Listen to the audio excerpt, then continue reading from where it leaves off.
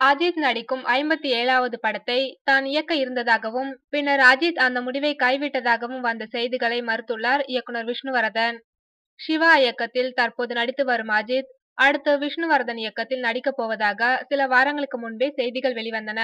ஆனால் விஷ்ணுவர்தன் மீது அவர் மனைவி சில புகார்களை அஜித்திடம் கூறியதாகவும், இதனால் கோபமடைந்த அஜித் விஷ்ணுவர்தனுக்கு படம் செய்யும் யோசனைக்கே முற்றுப்புள்ளி வைத்து விட்டதாகவும் கூறப்பட்டது. இந்நிலையில் இந்த விவகாரம் குறித்து தனது கருத்தினை தெரிவித்துள்ளார் விஷ்ணுவர்தன். அவர் கூறுகையில், அஜித்தை வைத்து படம் இயக்க எனக்கும் ஆசைதான். அவருக்காக கதை தயார் செய்யவும் நான் தயாராக உள்ளேன். ஆனால் இப்போதைக்கு இருவரும் இணைந்து படம் பண்ணும் திட்டமே இல்லை. நான் தற்போது யட்சன் படத்தில் பிஸியாக உள்ளேன் என்று கூறியுள்ளார்.